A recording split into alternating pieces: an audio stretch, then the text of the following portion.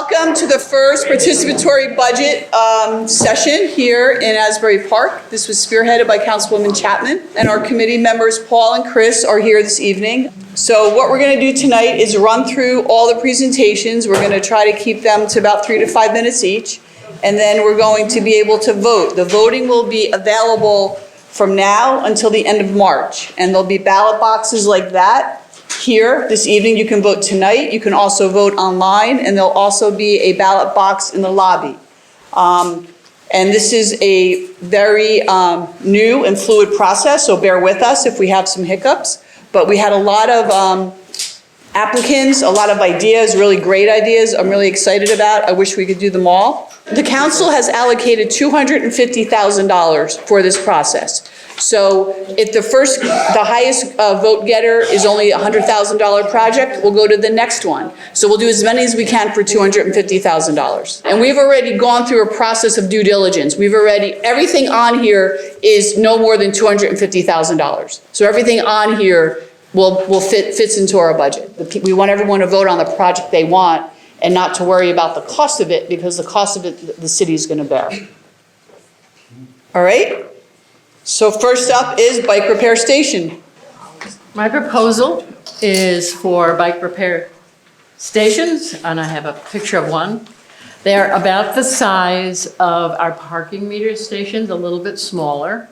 They have a hook where you can hook your bicycle up, and they have about a half a dozen tools that are connected with hopefully theft-proof chain, and a bicycle pump can go on the side.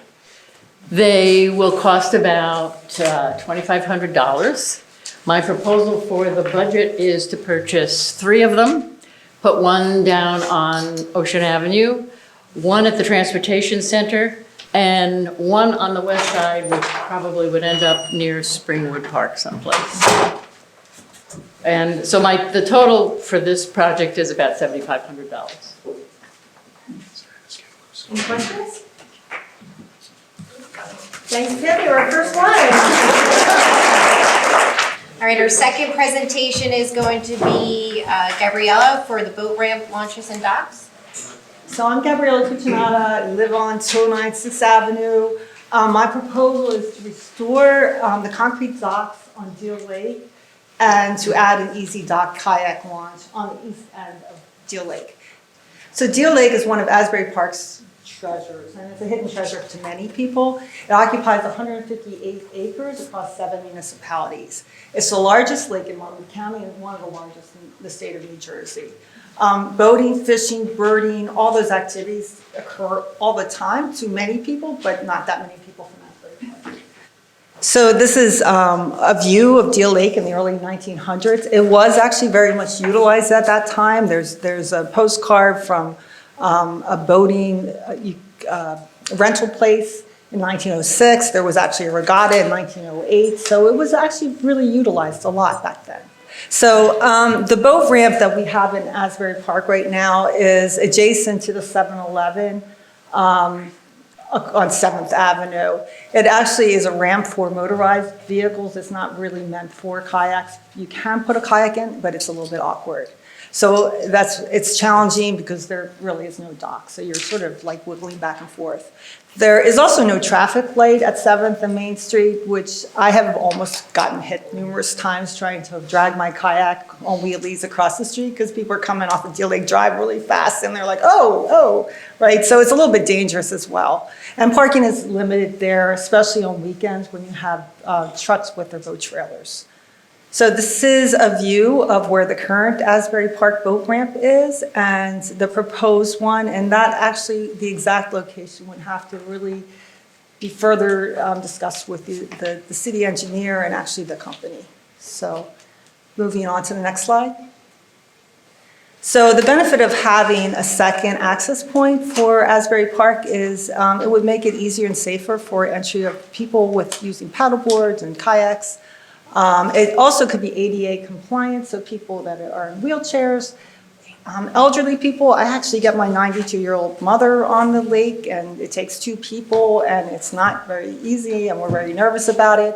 The location would be near a densely populated area. There's Deal Lake Towers, there's other other apartment complexes, so it's pretty densely populated, so it would give access to even, a big area of the whole city, but even immediate access for people that live there.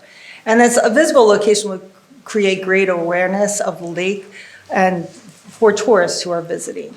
It also could reduce the liability to the city by providing safer access to the lake, and a large parking area is available there in Fisherman's Cove and on Deer Lake Drive. So this is an example of, there's a company called Easy Dock. It's an example of a municipal Easy Dock kayak launch that is ADA compliant. Next slide. So the cost of the site, so I sent pictures to the company, and there's a non-ADA compliant version that he said would be around $15,000 to $20,000. The ADA compliant would be $30,000 to $50,000, but there would be additional costs associated with making access to that ramp available, and that would be additional costs that he could not really estimate. We assume that the dock could be placed over the bulkhead. The restoration of the concrete docks are really out of scope. That's a huge project, and it's very costly. I talked to Robert Bianchini at the DPW. It's a big project, probably out of scope of this. If approved, the company would meet with the city engineer and make recommendations for the location of the dock placement. Thank you very much. I was also asked to look into the question of floating docks, and so I did. I've got some information here for the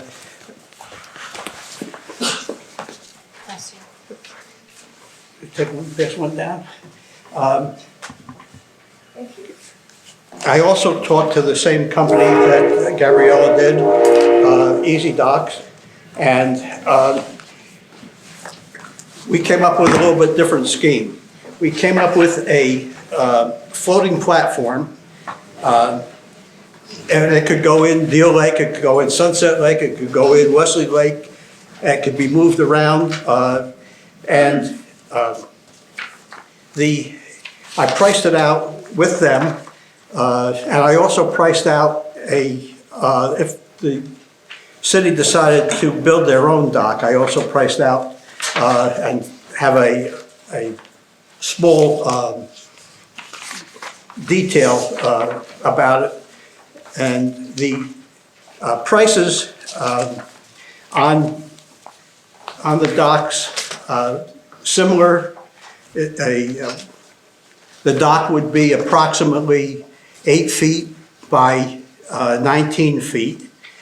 That would just be the floating platform in the lake. And there would be a ramp down to the platform. And according to the information from Easy Dock, that ramp would be approximately $3,000. They were unable to give me a price because they need to know the difference in elevation between the bank and the top of the lake, the water elevation. And that will determine the length of the ramp, and that will determine the cost. And the floating platforms were in the magnitude of $9,000 installed. They have two versions. One has about an 8-inch freeboard, and the other one is about 15 inches freeboard. The freeboard is the difference between the water level and the top of the platform. And what they have depicted for us is let's say a platform. It's sort of a finger platform into the lake. It's 8 foot wide and 19 foot long. And the total cost on that platform,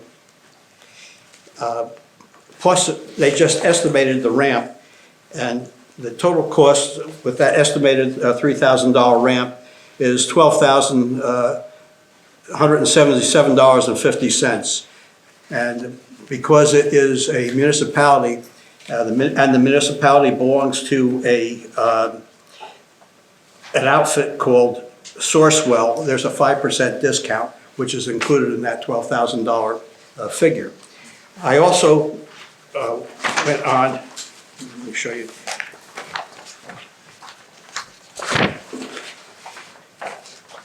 If you can see this figure, okay, it's gray on gray and on not very much on white, but the gray portion of it is that ramp down onto the dock, and the larger gray area and lighter gray area is the dock itself, and that includes the anchoring system and all the other provisions that are required. If the city decides that that is the project, that they want to look at the, make it ADA compliant, then there'll be an additional cost for the ramp. They feel that the floating dock itself would be compliant. Now, somebody showed a picture of the a kayak ramp, mechanical ramp, and that could also be added to this. No problems with adding that that type of a structure to the floating dock. I also, as I say, I did a little sketch of the floating dock and the ramp, and for a 4-component floating dock, 8 by 16 feet, the approximate material cost would be $9,000. That was using a product that from Home Depot. It was a fiber filled board. I couldn't get any information on that as to the durability of that in a wet circumstance. So I went to Trex, and I priced out the same material using Trex instead, same type of construction. And by using the Trex, which is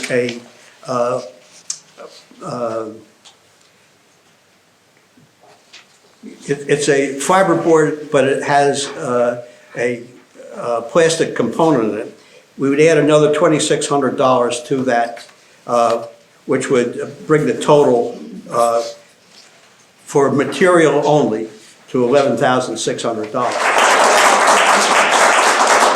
I'm going to be presenting Evelyn Alpert's idea for creating a walking path and pollinator garden on Deal Lake, again, the east side of Deal Lake. Unfortunately, Evelyn was traveling, so she couldn't be here tonight. So her proposal is to create a walkway on the lake side of Deal Lake, restore one of the 3 concrete docks that are in disrepair and overgrown with weeds, including poison ivy, provide a floating dock for easy access for kayak and paddleboarders and canoes, and create a pollinator garden at the 2 sites where the concrete docks that are in disrepair that were going to be repaired. That was her initial proposal. Moving on to the next slide. So the unmet need is that Deal Lake is the only lake in Asbury Park that doesn't have a walking path. Deal Lake Drive is a high traffic road with parking on both sides. It really does impair visibility. If you're walking along, you really almost don't even see the lake because there's cars parked on both sides. Wheelchairs and strollers and walkers do not have access to the tranquility of the lake, which is really unfortunate. It's really a beautiful place. And concrete docks are a liability to the city in their current state. Deal Lake is the only lake in Asbury Park that doesn't have a garden. So that's his Evelyn's words. Because I'm getting blamed. It doesn't have irrigation either. I know, I'm just saying. I'm the messenger. So again, this is the same aerial view. There's 2 sections that are being proposed from Webb Street to Park, and then from Park to Main. So there is actually a concrete walkway on the furthest eastern section up to Webb Street currently. So if you move to the next slide. So you can see the tranquil views if you're not familiar with Deal Lake, really the tranquil views that we have, that you have looking across Deal Lake. Next slide. And this is just an example of your block view, and this is pretty much every day. You really can't see much of the lake. if you're walking down the sidewalk on Deal Lake Drive on the south side. So, next slide. And then these, just for those people who aren't aware, I mean, they're covered with poison ivy in the summertime. You can actually still get on them if you want to because there's fencing, but it's easy to get around. And they are actually dangerous for people to walk on. So next slide. So the budget estimate. So first of all, the sidewalk estimates section 1 again is from Webb to Park is 510 feet long, assuming a 5-foot wide sidewalk. And Robert Bianchini gave me the cost of $90 a square foot, which would take it about $23,000. Section 2 is longer, it's 1,825 feet, and it would be about $82,000. The total cost of the sidewalk would be about $102,000. And Robert did indicate that the project could be done in sections, doesn't have to be all done in 1 year, so it could be done in stages. The cost of the placing a floating dock, I mean, I'm going to say $30,000 to $50,000 because that's the ADA compliant version, and you can just refer to the presentations that were just given. And the cost of removing the old docks, again, is unknown. It's actually quite high, so it's now out of scope of the initial idea. And the cost of the Pollinator garden could be absorbed by the Asbury Park Environmental Shade Tree, if approved. Thank you for irrigation. So that's it. Thank you. Good evening, everyone. Well, just to get started, we don't have a dog park in Asbury Park. We have lots and lots of dogs, and we have lots of people who want a dog park. I'm going to be proposing a dog park over at where the boat launch is, or the boat ramp, which is on 7th Avenue and Main Street, just before you go over the bridge. I'm going to say at first that if we could do this and prove to the community that a dog park is a viable place, a safe place for dogs, a good place for owners to meet each other, to meet other dogs, we have the possibility of perhaps initiating a conversation in town that says, maybe we can have another dog park someplace else. Maybe we have 2 or 3 dog parks if this particular project works out. So I think part of the renaissance of Asbury Park is that it has once again become a pet-loving city. There are loads. I mean, I just looked around and most of the people I know here have dogs. And I know most of you don't take them to a dog park, at least not a local dog park. I don't. I have 3 dogs, and I know as a dog owner and knowing my dogs that there are only 2 that I would ever take to a dog park because one of them would go nuts over there and probably not be very friendly with other dogs. So that's part of what we have to deal with when we think about having a dog park. We really also have to educate our community. They have to know their dog. They have to know how dogs are going to interact, not only with other dogs, but with other owners. So I'm proposing this dog park. The site itself is 799 and 801 7th Avenue.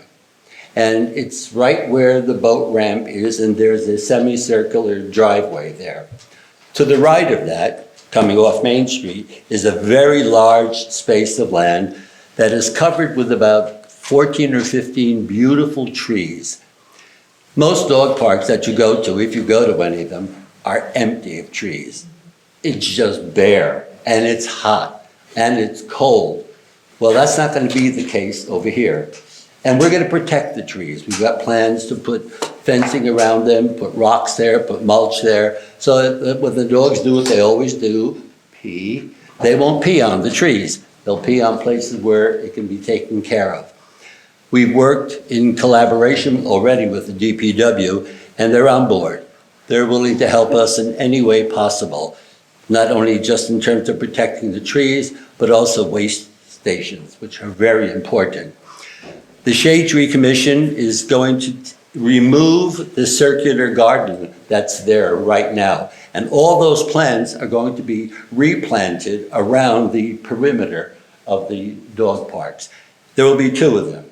There'll be one large one for large dogs, and then a smaller one for small dogs, which both border the peripheral driveway. They're all ADA, of course, accessible. And I think the only thing that we want to make sure that people understand is the boat launch area will not be affected. People will still be able to drive their cars up there or their trucks and so forth. And there's also a dock area where there had been previously another business, which is no longer there. Well, that dock is still there. And I think that can still, it's not there? No, it's there, but our insurance company told us that it's unusable. Oh, it's dangerous. oh, So okay. there is no dock there. Well, that makes my life even easier because I make the dog park even bigger.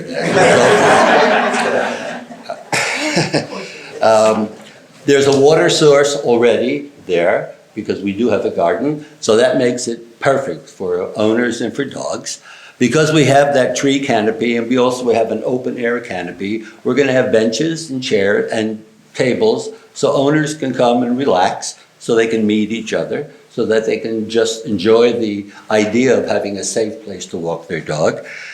The commission, again, will provide the shrubbery and the flowers. I dealt with the president of that commission, and so he said he would do that. But Gabriella, I just want you to be sure of that, okay? So the only real expense right now would be fencing. The entire gardens, 2 gardens, have to be fenced with a 6-foot fence. That's the recommendation by all the American pet companies. It should be 6 foot, if possible 7, but I don't think we need 7. And one section I got a bid for was just about $25,000. Now, that's a very meager sum because each of the gardens is going to have 2 entries, 2 double gate entries. One on one side of the small garden and one on the other side. Because if there's too much activity going on, dogs are intimidated by that. And they won't go into the garden or they'll be frightened. So we want to make sure people have access in 2 different ways for both of those gardens. And lastly, if the project is approved, we will be setting some kind of a precedent. Because people love their pets. More and more, they love their pets. We've become a biking city. People love it. We've become a scooting city. People love it. We've become a pet city. People love it. And we've become a garden city. And people love it. We have established a 501c3 for the Friends of the Asbury Park Environmental Shade Tree Commission. And we will subsidize along with, hopefully, the city to build the very first dog parks. That's it. When we were talking about this among the committee and when Tom and I had talked about it, there were a couple of baseline things that we felt were necessary to establish a dog park in the city. One, anywhere in the city. One was it would be limited to dogs who were licensed in the city of Asbury Park, who had already demonstrated that they had been vaccinated against rabies. Secondly, it would be open from dawn to dusk and not lit artificially at night. Thirdly, there would be some sort of electronic key mechanism that would let people and their dogs in and out without having to have keys. And again, access to one of those electronic keys would be given only to people who registered to become members of the dog park who could demonstrate their dogs had been vaccinated against rabies. So it would be somewhat regulated in that sense and limited to our residents who have demonstrated responsible pet ownership. Great. I had proposed replacing the fountain in Sunset Lake. And at first glance, it was going to be very easy until I really got into it with DPW, with the manufacturer of the fountains that we could put there, and with an installation company. And it turns out that what is left there in the lake from a prior fountain is really unknown. It's an enormous piece of concrete. DPW does not have the wherewithal to remove it.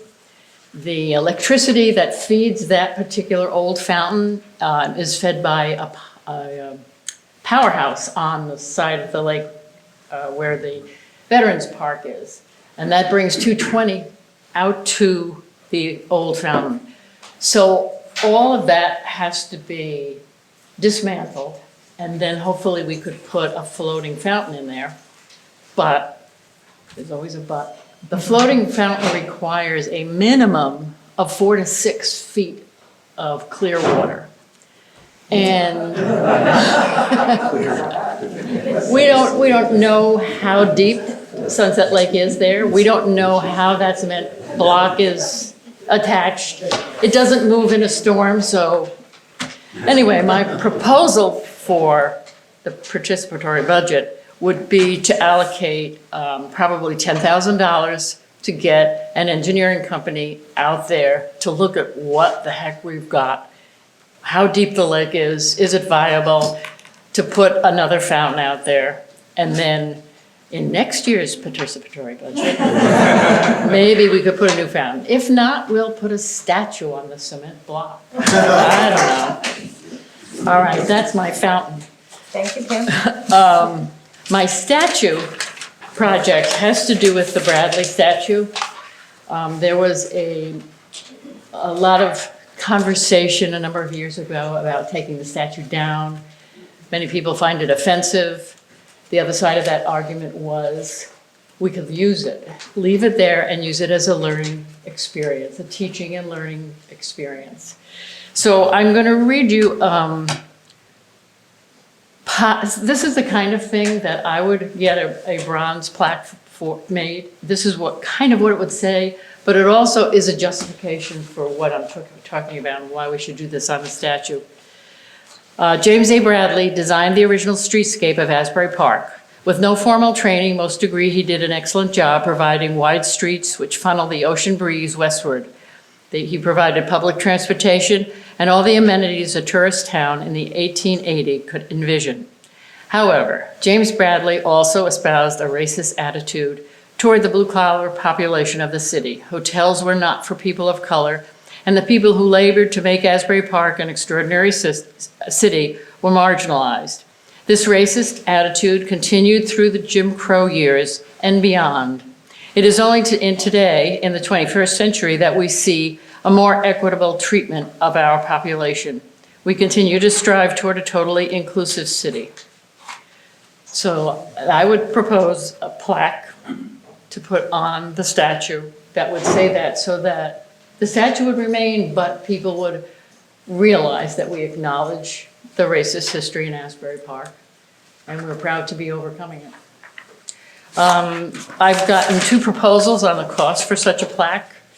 One is about $4,800 and the other is $11,000. Thank you. Surprise, surprise. Did you know that there was another fountain in town? Yes. Let's take one, pass one down. At the north end of the rain garden by the train station, there's an amphitheater. In the center of that amphitheater, below a grate, are nozzles for a fountain. I've been told by some of the longtime residents of Asbury Park, Garrett Giberson, John Moore, Steve Kay, that they never saw that fountain in operation. And I've been led to believe that the fountain was constructed at the time that the train station was constructed. And at that time, all of the appurtenances needed for that fountain were put in. It's still there. DPW has looked at that fountain and said that the nozzles are they are severely corroded and are not operable. But all the piping is in place, including the pump, the motor, and controls. And I believe that with that fountain operating, people getting off the train, it's a welcoming gesture to people who come and use the train to get to Asbury Park. That would be one of the first things they would see. And I'm making some assumptions because I don't really have the facts on here. I'm assuming that there are approximately 10 nozzles, and that each of those nozzles will cost about $100. That the pump and motor are not operable and would need to be replaced. And I'm estimating that the cost for replacing the pump and the motor would be about $3,000, and that's based on the cost of the aerators that have been put in Wesley Lake and in Sunset Lake. And I was involved with with those installations. And I'm thinking that maybe the controls are out of date and would need replacing. And I'm estimating about $2,000 for electrical work, which would include a timer and to turn the motor on to make the pump work. And so that approximately $6,000 to get replace the nozzles, pump, motor, controls. Now, I don't know how far they would have to go back with the piping and stuff.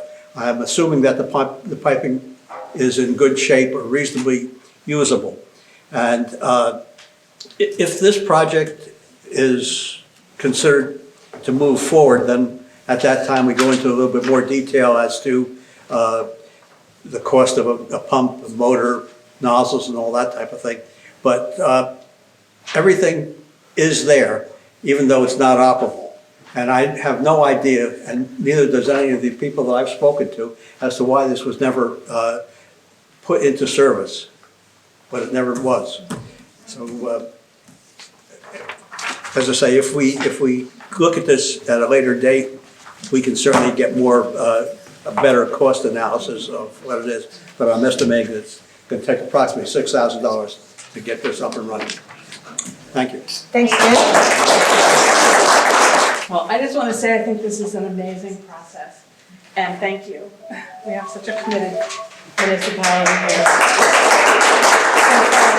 I want to vote for everything. So. Really. And I also want to, first of all, my name is Gail Rosewater, and I'm chair of the Wesley Lake Commission. We have Doug McQueen, who's the vice chair of the commission here, and Jen Schimpf, one of our commissioners, which I think has been lovely. And I want to put in an unofficial plug. Also, that anybody that's proposing anything for Sunset Lake or Deal Lake, I hope you did so with the blessing of the commission. Each of our lake commissions, all three of our lake commissions, work very, very hard to develop comprehensive plans and implement those plans. And if you do not have the blessing of the commission for what you have chosen to present tonight, then I hope the committee will get that blessing from the commission before they decide to move forward with it. We have to work together. So tonight, I just want to talk to you about a project for a 5-station outside exercise system that would be at Wesley Lake. The commission did review a number of different ideas, and this is the one we voted on to put forward. This particular system is made by a company called Playland, and it's called Energy. It has 120 exercises with instructions and lesson plans for middle and high school students as well as adults. Each station provides a different activity which is beneficial for total body fitness. Station 1 is stretching. Station 2 is pull-ups, chin-ups, hurdle dip, and jumps. Station 3 is push-ups, balance exercises, and squats. Station 4 works on agility and power stepping. And Station 5 is exercises for the core and torso balance. The system is compliant with APTV. I know I don't have to say that, sorry. Installation time is 30 hours for an experienced installer. The carbon footprint is minimal and no special surfacing is required. We are proposing that this go along Wesley Lake and possibly at the corner of Grand and Lake where there's a picnic table. On either side there's some empty land that it could easily fit on. This system is long-term, low-cost solution for any public or private spaces. That's how the company advertises itself. We know that strength training can benefit people by burning calories, decreasing abdominal fat, decrease your risk of falls, lower your risk of injury, work on your heart, manage blood sugar levels. This system is appropriate for ages 13 and older. It's not for children. And the total cost of the 5-station system is about $25,000. We also would have to pay for installation, or we could have DPW.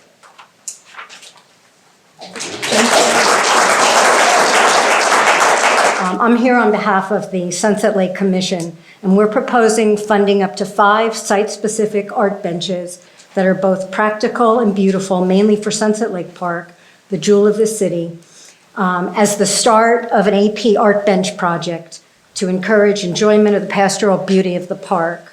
The benches will be created by professional artists identified through a public call for design submission of benches that will be made of durable materials with a minimum lifespan of at least 5 years, although for the designs that we've seen, they're probably going to last 40 or 70 years. Each bench will cost about $10,000 to $15,000, and the total cost for this phase of the project is $50,000. The project would take about 2 years from the time we do the artist call to the installation of the benches. The benches would be coordinated through the city's Public Art Commission and the Asbury Park Arts Council. As you can see from the pictures that are up on the screen, the benches are functional, but they're also pieces of art that are meant to be touched, explored, and played on.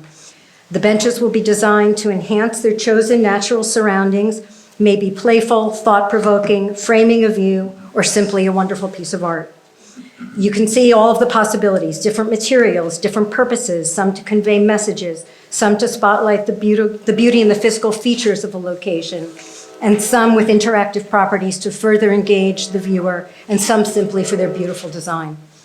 Educational and recreational programs can be developed with these benches as the subject and their surroundings. For example, a scavenger hunt with clues related to the features of the benches or their location, which will provide additional stimulus for exploration around the park and later as we expand this around the city. We believe that this project represents a great opportunity to bring together goals that the city and the residents have deemed important: accessible and idyllic public spaces, accessible public art, opportunities to engage in stimulating activities outdoors that can foster engagement that span generations. While the project is proposed for the benefit of our residents, it does have the power to foster tourism and be part of the economic engine that helps our city thrive. The benches would be placed first in strategic locations around Sunset Park and possibly in another park. The first benches will start a long-term program with more benches added every few years, funding permitting, creating a citywide outdoor public art installation. The art benches are modeled after the Woodlands, Texas Art Bench project that was started in 2015 and now has over 30 benches. The additional benches can be funded publicly by grants, by businesses, by individual donations, and are called to be done in phases that more benches could be commissioned throughout the city. For example, along Wesley Link, Springwood and Asbury Avenues, at City Hall, along commercial avenues and residential streets. As a walkable and bikeable city, the art benches will add to the visual interest of our community, as well as provide places to stop and rest, whether it's from a walk, a ride, running errands, or waiting for a bus. So thank you for taking the time to see this. I hope you enjoyed it. I want to thank all of you also. We are in great company. I think this is the last presentation, the last proposal. No. So, yes? No. No? We are dovetailing with so many of the other proposals with regard to benches, with regard to dog spaces and people spaces and feeding fountains, making our city more livable and more beautiful. Our proposal represents 9 proposals of, from residents who would like to see. We can start that. The proposals for play space, active space, and recreation and resting space in Sunset Park. And I love the benches too, by the way, Wendy, they're beautiful. Maybe that's something that we could figure out a way to work together with. So seating options and play space and equipment for use to cater to various ages and to interests and abilities. There is a basic design of Sunset Park, which is primarily a passive park. We can go to the next slide.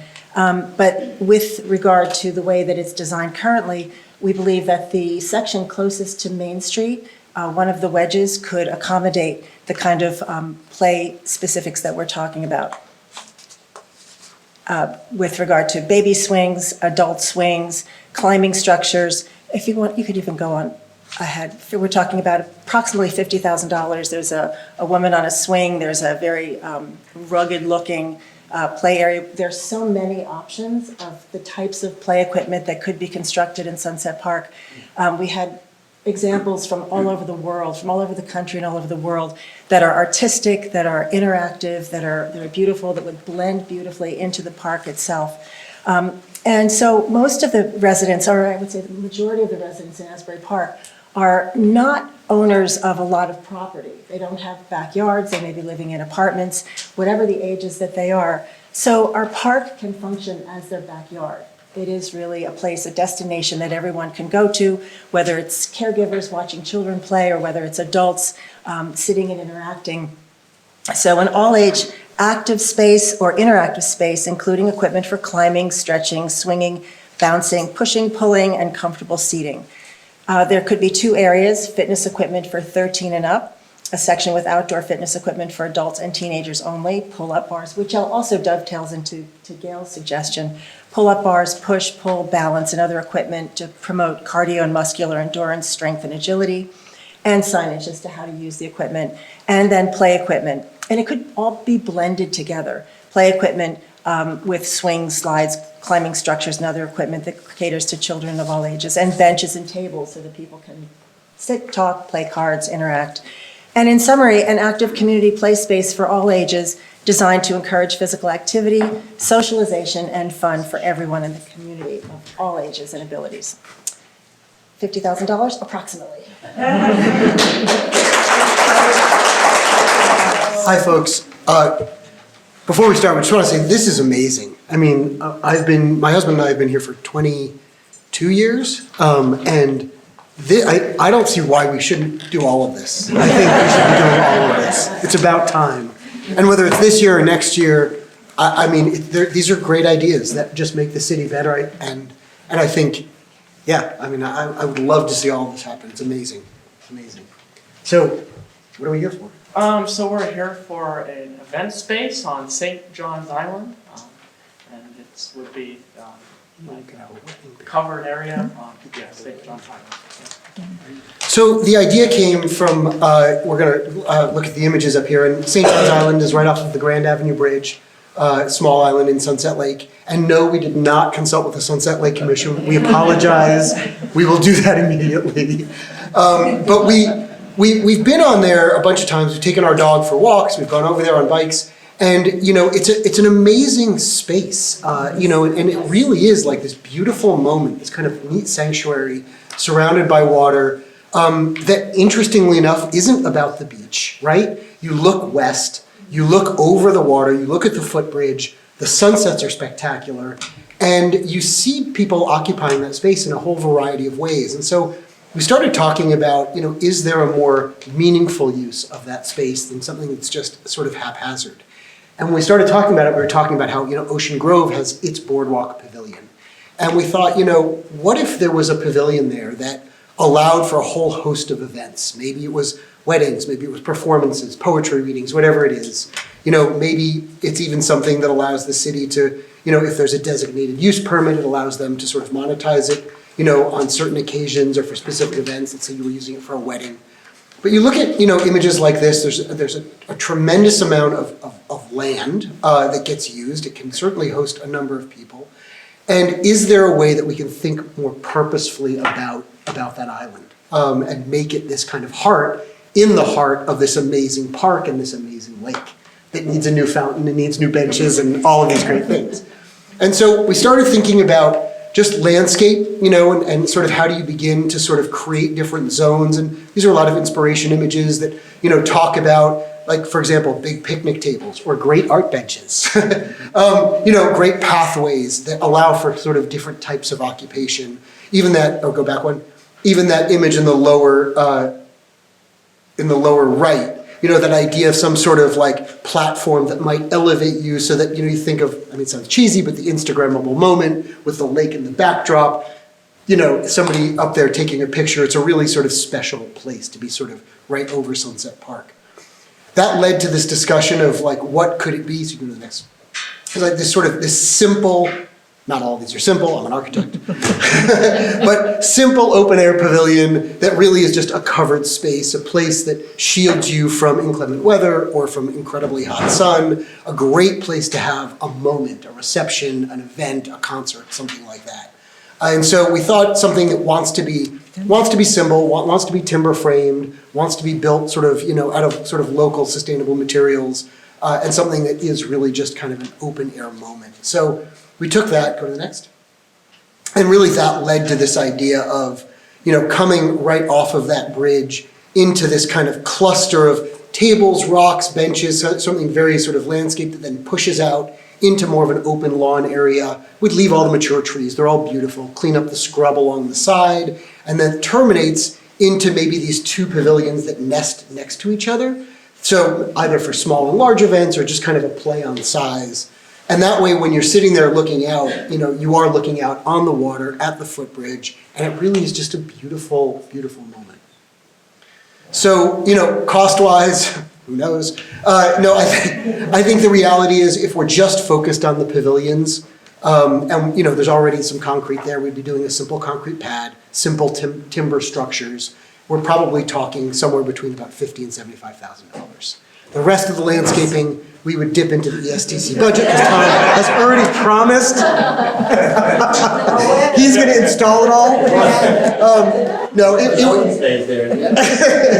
It would be a work in progress, but really we think if we can create that moment, then we'll begin to iterate and build off of that into something really special. Love it. I'm Doug McQueen, and I'm going to tag on to the idea that's been presented already this evening about improving recreational access to the lakes and the ocean. But I wanted to start out by saying thanks to the group that's putting all this together, and I hope there's a way that we can get all of these, or as many of these funded as possible. But to that end, seriously, if there's a way of using volunteer labor to help any of these projects. Are you offering all Absolutely. of this group? Yeah. Okay, guys. Well, Tom knows right here. Tom knows. We've done it. You got a bunch of people sitting here that have. This is a conspiracy. But Make sure that budget includes. if the volunteer labor helps make more of these feasible, then I'm volunteering. Okay. So, and I know other people here would too.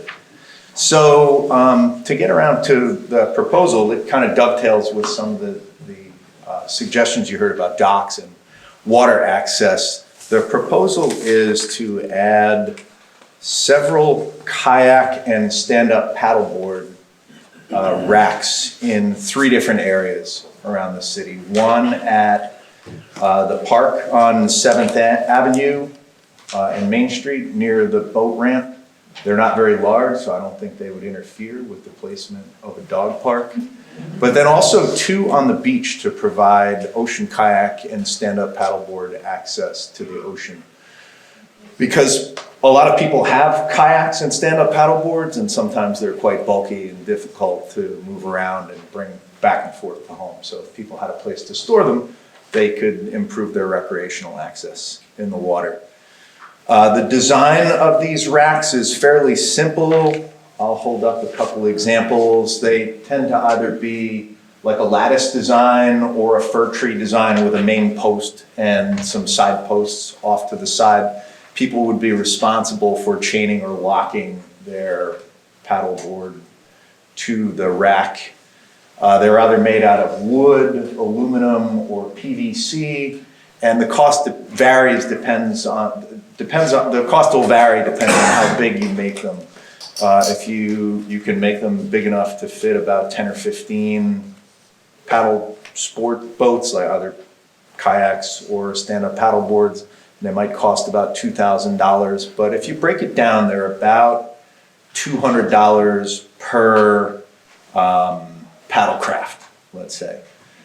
And the cost of those racks can be offset, actually, by, if the city chooses to, by charging a fee to access and have storage, just like we do with the beach lockers.